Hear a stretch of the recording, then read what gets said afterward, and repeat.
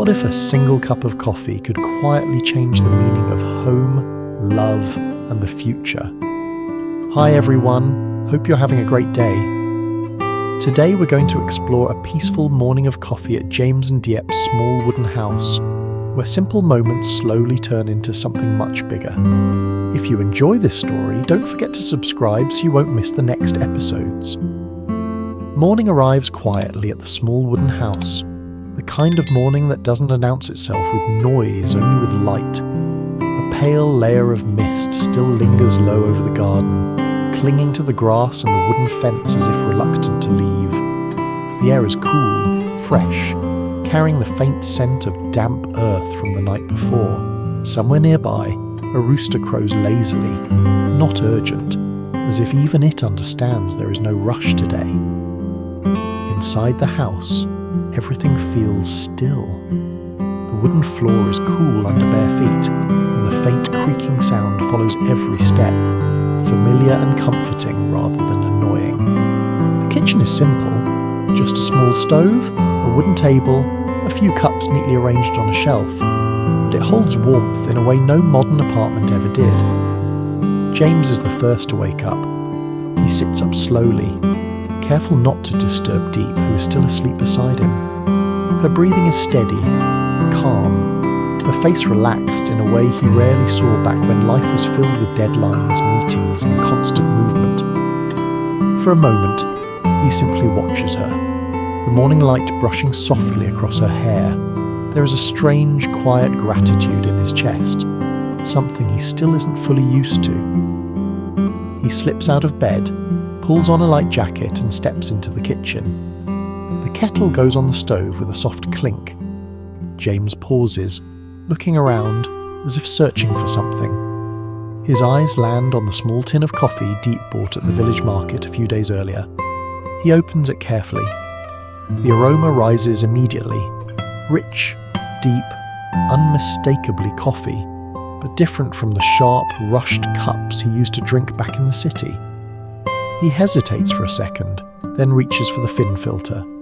James has made coffee countless times in his life. Coffee during meetings, coffee before flights, coffee between phone calls. But standing here now in a quiet wooden kitchen, the process suddenly feels unfamiliar, slower, more intentional. He pours the coffee grounds in, taps the filter lightly, then adds hot water, watching as the dark liquid begins to drip, drop by drop, drip, drop, drip. The sound is almost meditative. He leans against the counter, arms crossed, watching the coffee as if it might tell him something if he waits long enough. Outside, the mist begins to lift, revealing the small garden and the open space beyond the house. This place still surprises him, not because it's beautiful in an obvious way, but because it feels honest. Behind him, soft footsteps approach. "You're awake early," Diep's voice says quietly. James turns. Diep stands in the doorway wrapped in a light cardigan, her hair loosely tied back. She looks sleepy, but there's a small smile playing on her lips when she notices the fin on the counter. "You're making coffee?" she asks, amused. James chuckles softly. "I thought I'd try. City habits die hard." She walks closer, peering at the dripping coffee.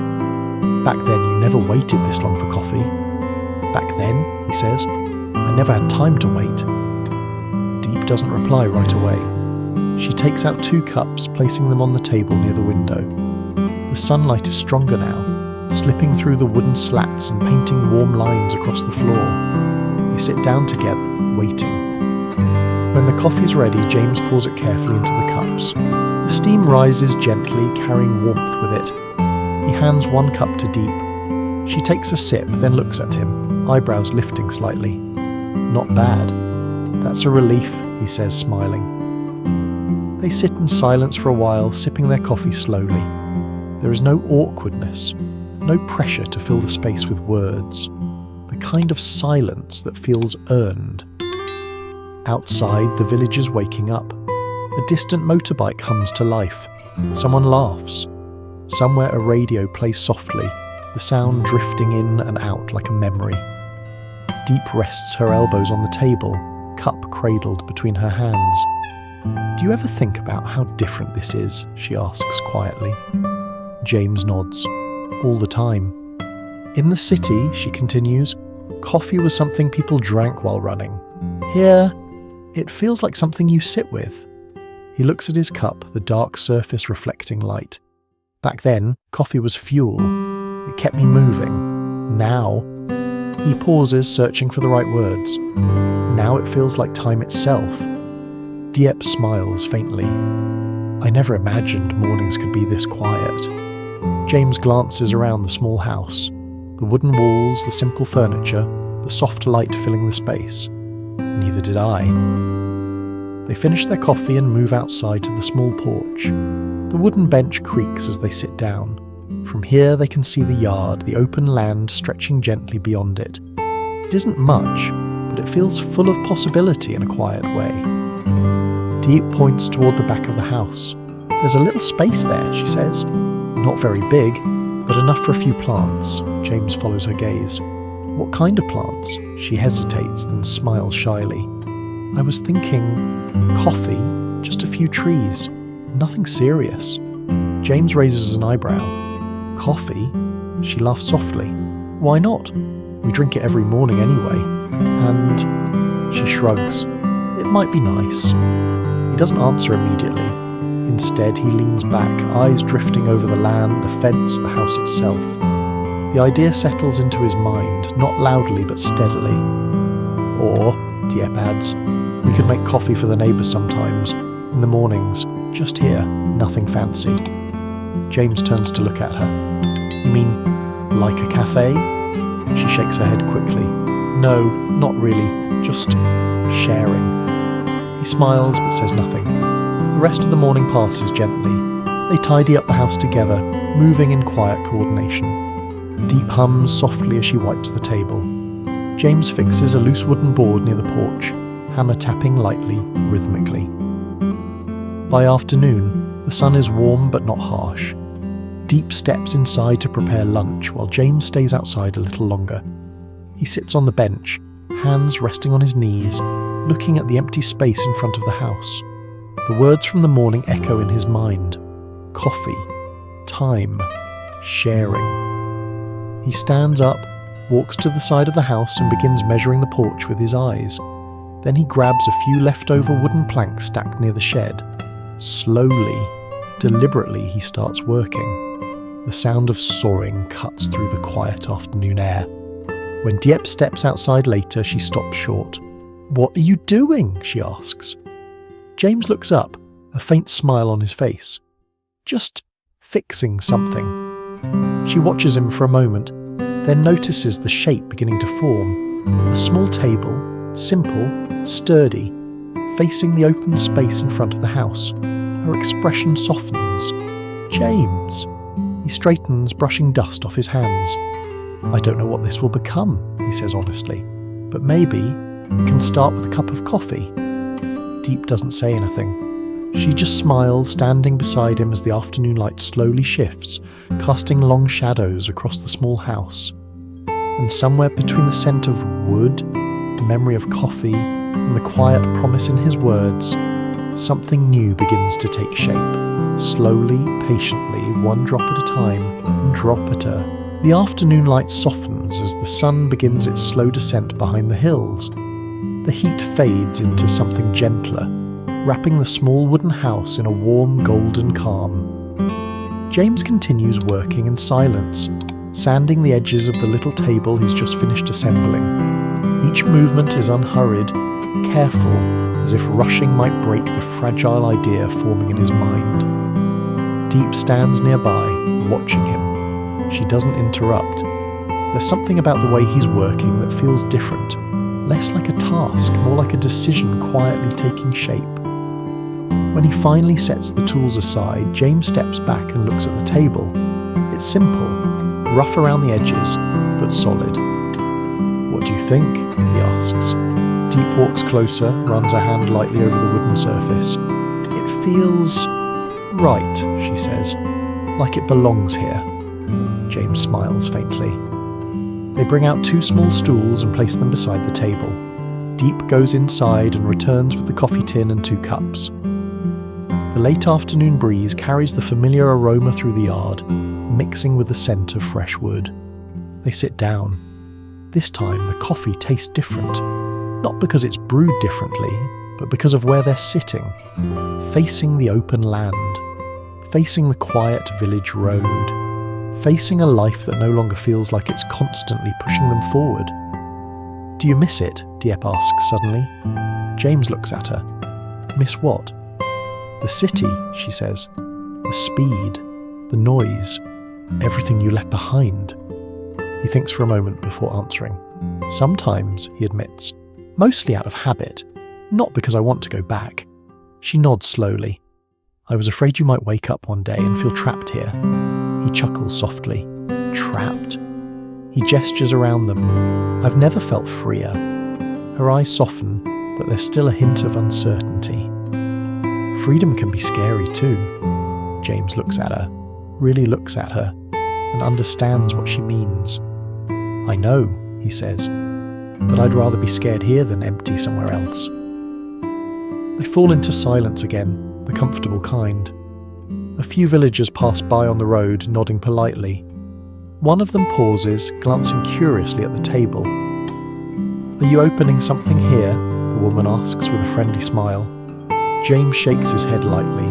"Not really, just drinking coffee." She laughs. "Best way to start anything." After she leaves, Diep lets out a small laugh of her own. "See? Even she thought it." James looks down at his cup. "Thought what?" "That this place could be something," he exhales slowly. "I don't want to rush it." "I know," she says gently. "I'm not asking you to." As evening approaches, the sky shifts from gold to soft shades of blue and purple. Diep goes inside to prepare dinner, while James stays outside wiping the table clean, adjusting the stools, moving them slightly until everything feels balanced. When dinner is ready, they eat together inside, sharing simple dishes and quiet conversation. Afterward, Diep washes the dishes while James steps outside again, drawn by the cool night air. The first stars appear. Stars. He sits at the table alone, coffee cup still warm in his hands, thoughts drifting. In the city, nights like this were filled with screens, calls, plans for tomorrow. Here, tomorrow feels distant, and that doesn't scare him anymore. Diep joins him, bringing a thin blanket. She drapes it over their shoulders as they sit side by side. "You're thinking again," she says softly. "About us," he replies. She smiles. "That's a good thing. I want to do this right," he says. "Whatever this becomes," she leans her head against his shoulder. "We already are." The quiet stretches between them, filled only by the sounds of insects and the occasional rustle of leaves. Somewhere in the village, a dog barks once, then settles. Later that night, Diep goes to bed first. James stays up a little longer, cleaning the cups, placing them neatly on the table as if preparing for morning. Before turning in, he pauses, looking at the small setup. Table, stools, cups, the space they've created almost without realizing it. "It starts small," he murmurs to himself. The next morning comes gently. Sunlight filters through the trees, birds singing with more confidence than the day before. Diep wakes to the sound of the kettle on the stove. She smiles to herself, already knowing.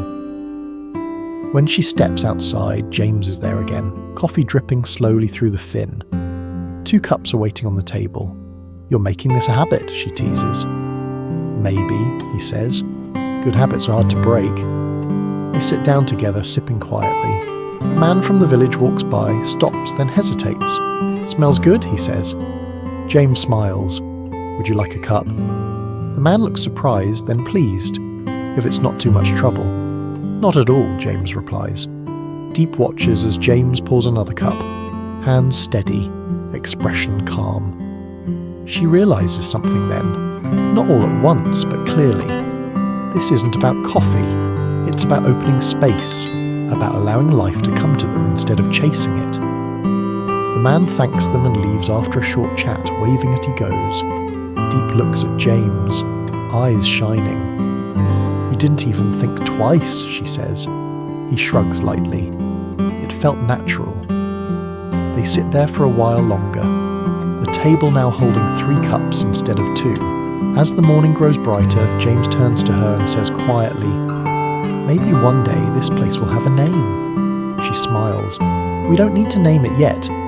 "No," he agrees, "we don't." The camera of their life pulls back slowly. The small wooden house, the table at the porch, 2 people sitting side by side with coffee in their hands, and a future that doesn't shout, doesn't rush, but waits patiently to be built.